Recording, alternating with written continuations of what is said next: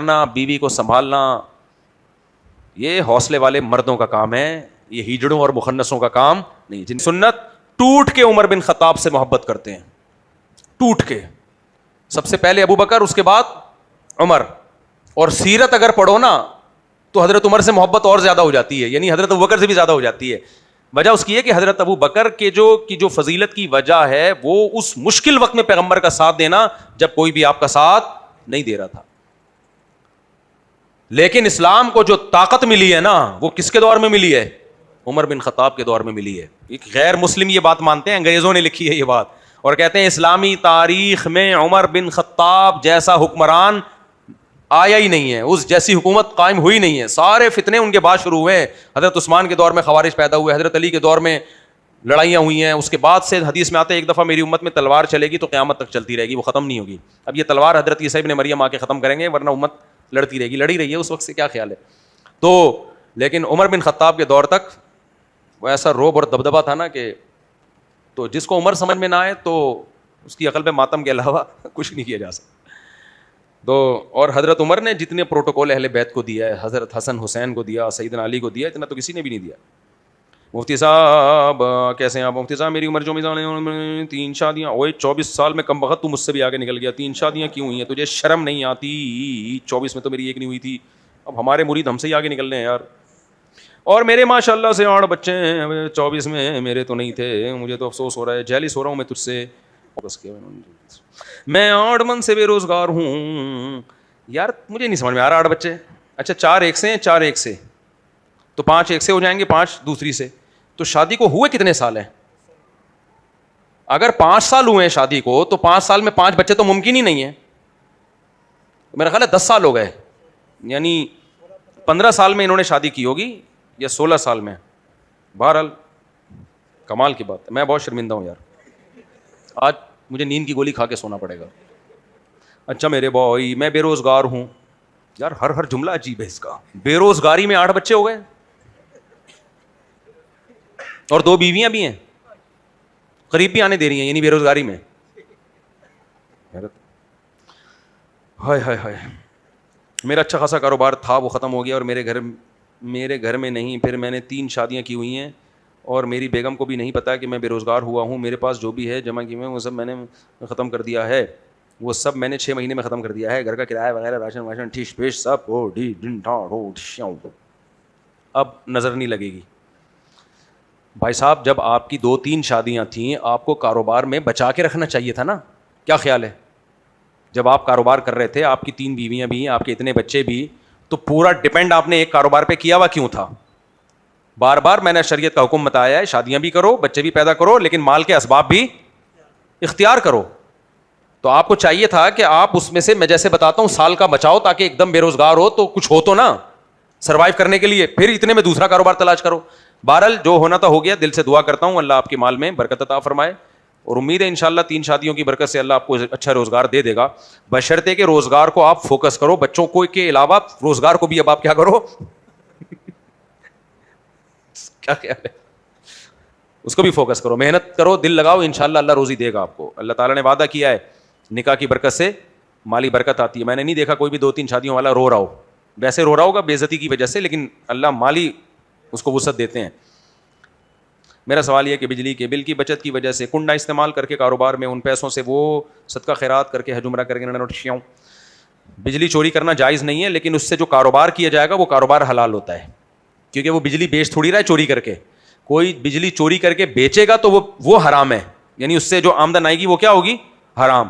لیکن بجلی چوری کر کے وہ پکوڑے بیچ رہا ہے، جیسے پکوڑے کی دکان ہے، پنکھا کنڈے کی بجلی سے چل رہا ہے، تو اس کا پکوڑوں سے کوئی تعلق تھوڑی ہے. یا چولہا چوری کی گیس سے جلایا ہوا ہے اس نے، تو بھی پکوڑے حرام نہیں ہوں گے کیونکہ بیسن اس نے اپنے پیسوں سے خریدا ہے. البتہ چوری کرنے کا گناہ ملے گا. یہ جوسر مشین والے اکثر کنڈے کی بجلی استعمال کر کے کیلے کا ملک شیک بنا کے بیچ رہے ہوتے ہیں، تو اس سے ان کی آمدن حرام نہیں ہو جاتی کیونکہ بیچ رہے ہیں جو کیلا ہے اس کے اندر جتنی چیزیں وہ حلال پیسوں سے خریدی ہوئی ہیں. ہاں گرائنڈر مشین کو گھمانے والی چیز ہے وہ کیا ہے؟ چوری کی بجلی. تو وہ گناہ ہوگا کہ چوری کی بجلی استعمال کیوں کر رہے ہو، لیکن اس سے کاروبار حرام نہیں ہو جاتا. میرا سوال یہ کہ ملازم سے مقررہ وقت کے زیادہ ٹائم کام کرانا جائز ہے یا ناجائز؟ جائز نہیں ہے. اور ملازم جو ٹائم دیا وہ اس سے پہلے چھٹی کر جائے تو اس کے پیسے جائز ہے یا ناجائز؟ اگر ملازم اپنے وقت سے پہلے چلا جاتا ہے تو اس کو اپنے باس کو بتانا پڑے گا کہ میں ٹائم سے پہلے چلا جاتا ہوں, کام نہیں ہوتا تو. وہ اگر اجازت دے دے تو ٹھیک ہے, اجازت نہیں دے تو پھر وہ تنخواہ اتنی کٹانی پڑے گی اس کو. اور صراحتاً اجازت ضروری نہیں ہے. اگر باس کو پتا ہے کہ یہ ٹائم سے پہلے چلا جاتا ہے اور وہ کچھ نہیں کہہ رہا, اس کا مطلب ہے ٹھیک ہے, پھر وہ خود ہی راضی ہے. اس کو اعتراض ہوگا تو خود ہی بول دے گا نا, کیا خیال ہے. تو بہت زیادہ نیک بننے کی بھی کوشش نہیں کیا کرو. باس کو پتہ ہی ہوتا ہے کون ٹائم پہ آ رہا ہے, کون ٹائم پہ جا رہا ہے. بعض باس ایسے ہوتے ہیں وہ کہتے ہیں ہمیں کام چاہیے بھائی, ٹائم پہ آنے جانے کی ان کی نظر میں ویلیو نہیں ہوتی. اگر کوئی بندہ اپنی بیوی سے سونا ادھار لے تو وہ فوت ہو جائے, وہ یقیناً فوت ہو جائے گا, وہ معاف کرنا چاہے وہ معاف ہو جائے گا یا نہیں؟ فوت وہ نہیں ہوگا, اس کی بیوی فوت ہوگی, کیونکہ یہ قرضہ دے گا نہیں. باقی کسی کا بھی حق ہو معاف کرنے سے معاف ہو جاتا ہے. لیکن بات یہ ہے کہ جب اس نے بیوی سے سونا لیا اور یہ مر گیا تو بیوی کو وراثت میں 8واں حصے بعد میں ملے گا. جو سونا لے کے مرا ہے نا, یہ اس کے پیسے پہلے دیے جائیں گے. اور نبی کے سامنے اگر ایسا کیس آتا تو آپ صلی اللہ علیہ وسلم جنازہ ہی نہیں پڑھاتے کہ جب تک وراثت میں سے قرضہ ادا نہ کر دیا جائے, کیونکہ جو بھی قرضہ لے کے دنیا سے جاتا تھا ہمارے نبی اس کا جنازہ نہیں پڑھاتے تھے. 2 لوگوں کے آپ نے جنازے نہیں پڑھائے ہیں, ایک خودکشی کرنے والے کا اور دوسرا جس پہ قرضہ ہو. جب تک کوئی جنازہ کی صفوں میں سے اعلان نہیں کر دیتا کہ میں اس کے قرض کا ذمہ دار ہوں, جب تک اعلان نہیں کرتا آپ جنازہ نہیں پڑھاتے. آپ کہتے ہیں اپنے بھائی کا خود ہی جنازہ پڑھاؤ, آپ بائیکاٹ کرتے اس جنازے کا. تو قرض لے کے مر جانا اتنا بڑا گناہ ہے. اللہ میرے والد صاحب کی قبر کو نور سے بھر دے. میرے والد نے جو چند اچھی باتیں ہمیں سکھائی ہیں نا, جس کا دنیا میں بڑا فائدہ ہو. ایک تو نماز سکھائی انہوں نے ہمیں, دوسرا ہمارے ابا ہمیں ایک چیز سکھا کے کہتے ہیں مانگنا نہیں ہے زندگی میں کسی سے, بھوکے مر جاؤ ہاتھ, چاہے کاروبار ہو چاہے کچھ بھی ہو. 2 چیزیں سکھائی تھیں, ایک تو نماز اور دوسری یہ. دوسری چیزوں میں جو 2 سکھائی تھی اس میں سے آدھی, یعنی دوسری جو چیز سکھائی تھی اس میں پارٹ 1 پارٹ 2 تھا. پارٹ 1 یہ تھا کہ کبھی کسی سے پیسے مانگنا نہیں, پارٹ 2 یہ تھا کہ کاروبار کے نام پہ کبھی کسی کو پیسے دینا نہیں. پارٹ 1 پہ تو ہم نے عمل کیا, کبھی کسی سے الحمدللہ ہم نے پیسے مانگے نہیں. حالانکہ میری جب 2-3 شادیاں تھیں تو میرے مالی حالات آج کے مقابلے میں اچھے نہیں تھے, اور بہت دفعہ گھر میں ضرورت پڑ جاتی تھی, میں گھر والوں کو بھی نہیں بتاتا میرے پاس پیسے نہیں ہیں, کوئی مجھے مظلوم سمجھ کے چندہ نہ دینا شروع کر دے. ایسا بھی ہوتا تھا ان دنوں میں, کچھ نے کہا ہم آپ کو بائک گفٹ دیتے ہیں, یہ کہ میں نے کہا نہیں چاہیے بھائی, مجھے یہ لگا میری کیا عزت رہ جائے گی, میں بائک پہ جا رہا ہوں بولیں گے میری بائک ہے. میں چاہتا تھا مجھے لوگ کیا سمجھیں, کروڑ پتی. ایسا بھی ہوا کہ کمیٹی کے پاس کوئی لوگ آئے, مفتی صاحب کے مالی حالات کیسے ہیں, ان کے اتنے بچے ہیں, 2 بیوی ہیں, کوئی ضرورت تو نہیں پیسوں کی. کمیٹی والا بھائی مفتی صاحب بہت کھاتا پیتا آدمی ہے, چلے گئے. وہ اچھا ہے نا, عزت ہو رہی ہے.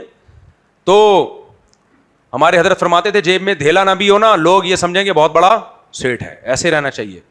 تو میں نہیں کہہ رہا پورا ان کی تعلیمات پر عمل کیا, لیکن یہ چیز ہمیں ہمارے ابا نے بھی سکھا دی, ہمیں شیخ بھی اسی ٹائپ کے مل گئے, پیر و مرشد بھی, وہ بھی بڑے مستغنی. انہوں نے کہا بھائی سب کچھ برداشت کر لوں گا. حضرت نے فرمایا عالم ہو کے, دینی طالب علم ہو کے کسی کے سامنے اپنی ضرورت ظاہر کر دی کہ پیسے نہیں ہیں, یہ ناقابل برداشت جرم ہے. جب بھی ہو پیسہ بہت ہے. تو میرے والد صاحب کی قبر اللہ نور سے بھر دے, انہوں نے ہمیں یہ خود بھی نہیں کبھی زندگی میں مانگ, کمیٹیاں بھی نہیں ڈالی انہوں نے. کمیٹی میں بھی بھکاریوں کی طرح میرا نمبر کب آئے گا, میرے پیسے کب نکلیں گے, یہ ذلیل ہو جاتے ہیں کمیٹیوں میں لوگ.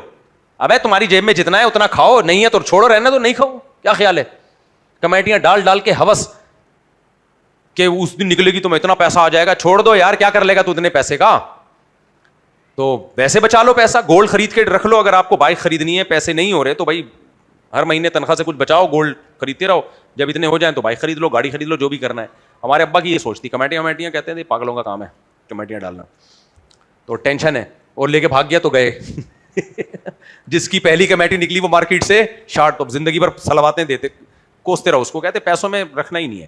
تو ابا نے ہمیں 2 نصیحتیں کی تھی, نماز کی تو کی تھی, اسی وجہ سے اللہ کا فضل ہے, میں کوئی بڑی بات نہیں کر رہا, اللہ نے ستاری کا معاملہ کیا ہوا, پردے ڈالے ہوئے ہیں, لیکن نماز میرے ذمے کوئی بھی نہیں ہے الحمدللہ. یعنی ساری ہمارے ابا جب فوت ہوئے تو نہ کوئی روزہ تھا ان کے ذمے, نہ کوئی بالغ ہونے سے لے کے موت تک کوئی نماز ان کے ذمے نہیں تھی الحمدللہ. ابا نے ہمیں بھی اسی ٹریک پہ چلایا. تو دوسرا, پیسے نہیں مانگنا بھائی, پیسے نہیں مانگنا. تیسرا, ویسے کسی کو زکوٰۃ صدقہ دے دینا, وہ تو دینا چاہیے. کاروبار کے نام پہ کوئی آئے نا, اتنا پیسہ دے دو تو اتنے لگا کے آدھا تمہارا آدھا میرا, یہ حرکت کبھی نہیں کرنا. لیکن اس تیسری بات پہ ہمارے ابا نصیحت کرتے تھے کہ یہ بات سمجھ میں نہیں آتی جب تک پیسے ڈوبتے نہیں ہیں, کیونکہ سامنے والا حاجی پاجی بن کے آتا ہے اور ایسے سنہری باغ دکھاتا ہے کہ اچھے اچھے لوگ پھسل جاتے ہیں. ابا کہتے تھے یہ اس وقت تک سمجھ میں نہیں آئے گی یہ والی نصیحت جب تک پیسہ لگا کے پیسہ ڈبو گے نہیں. تو الحمدللہ بالکل ایسا ہی ہوا. شروع میں لوگ آتے تھے, جب مجھے وراثت کا پیسہ ملا ابا کی طرف سے, تو لوگ آتے تھے, لوگوں کو پتہ چل گیا مفتی صاحب کے پاس روکھڑا آیا ہوا ہے آج کل, تو آج کل یہ پیسہ ملا ہے, ان کی وراثت تقسیم ہوئی ہے, تو یار یہ دے دو. مجھے ابا کی نصیحت, پیسہ پکڑانا نہیں کسی کو, میں نہیں دیتا تھا. ایک دن پھر یہی ہوا کہ ایک صاحب نے ایسے سنہری باغ دکھائے, میں نے کہا یار یہ تو دینا چاہیے, بنتا ہے, دے دیے. دوسرا آیا, اس سے زیادہ باغ دکھائے, دے دیے. تیسرے نے اس سے زیادہ سنہری باغ. چوتھا جو آیا نا وہ تو ایسا, روزانہ 2005 یا 6 کی بات کر رہا ہوں میں, 6 کی, ڈیلی 5,000 روپے مجھے پروفٹ کے دے کے جاتا تھا. اس وقت ڈیلی 5,000 کا مطلب پتہ ہے 9,000 روپے تولا تھا سونا. اور ڈیلی میرا پروفٹ بزنس سے کتنا ہو رہا تھا جو میں نے انویسٹمنٹ کی تھی. اور بزنس کیا چل رہا ہے, سبزی منڈی سے مال اٹھایا جا رہا ہے میرے پیسوں سے, آم اٹھائے جا رہے ہیں اور کیلے اٹھائے جا رہے ہیں, ادھر گودام میرا کرایہ میرے پیسوں سے جا رہا ہے, چلا ہو رہا ہے, صبح شام پیاز ٹماٹر کی ریڑیاں لگا رہا ہے, سارا انویسٹمنٹ نظر آ رہا ہے بھائی, بزنس ہو رہا ہے. میں نے کہا یار ابا کو اگر زندہ ہوتے ہیں نا, میں ابا کو بتاتا, ابا کچھ لوگ الحمدللہ 1 نمبر بھی ہوتے ہیں. یہیں پر قریب میں مجھے یاد ہے 2 دکانیں اس نے لی گودام کی, آم اٹھا کے رکھتا, وہ جو کیمیکل لگایا جاتا ہے پکایا جاتا ہے, پھر اس کے بعد یہیں بیچتا ہوا نظر آتا, اس کا بیٹا بھی یہ کام کر رہا, اور لوگ میرے پاس آ رہے ہیں رقم لے کے, صاحب ہمارا پیسہ بھی لگوا دو یار. کہتے چلا بیٹا یہاں سے, ہر غریب سے غریب اٹھ کے آ جاتا ہے پیسہ. کتنے 50, چل 50,000 لگائے گا یہاں پہ, شرم نہیں آتی. ایسی باتیں ہو رہی تھیں. پھر میں نے سوچا گاڑی لیتا ہوں. یہ وٹس گاڑی چلتی تھی اس وقت, 2 ٹکے کی اوقات نہیں تھی وٹس کی میری نظر میں. میں نے کہا سیدھا 0 میٹر کرولا نکلواتا ہوں. اچھا وہ بندہ رات کو 11 بجے آئے, 10 بجے آئے, 1:30 بجے آئے, آتا ضرور تھا, کبھی 5,000 کبھی 6,000, جو بھی پروفٹ ہم نے مارجن طے کیا ہوا تھا نا. میں نے کہا یار صبح دے دیتے, کہہ رہے بھائی کسی کا پیسہ میری جیب میں, میرے کو تو نیند ہی نہیں آتی, اتنا نیک.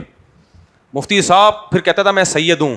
میں نے کہا یار میں نے بڑے بڑے لوگوں کو پیسے دے کے گنوائے ہیں, پہلے آدمی مجھے ملے ہو جو اتنی ایمانداری سے کہہ رہا ہے سید سے واسطہ تمہارا پہلی دفعہ پڑا ہے. کسی خاندانی جو میں اتنا کہتا ہوں نا یہ لفظ, وہ بہت کچھ وہاں سے آیا. یہ کہہ رہے خاندانی, یہ سب میرے دوست گواہ ہیں اس واقعے کے, میں اس میں کوئی مبالغہ نہیں کر رہا. وہ کہتے تھے مجھ سے خاندانی آدمی سے تمہارا واسطہ پہلی دفعہ پڑا ہے. تو رات کو 12 بجے آ رہا ہے, سوتے ہوئے بھی اٹھا رہا ہے, کہہ رہا ہے یہ اپنے 5,000-6,000 روپے پکڑو یار, جا رہا ہوں. بھائی مفتی صاحب تو بھائی, میں کہتا یہ ہوتا ہے 2 شادیوں کا فائدہ رزق کے. پھر ہمارا ارادہ ہوا امپورٹ ایکسپورٹ کا کام کرتے ہیں. اب کیا خیال ہے, میں نے حج کے لیے بھی پیسے نکال کے رکھ لیے, اور بھائی ٹونی چینج ہو گئی. اللہ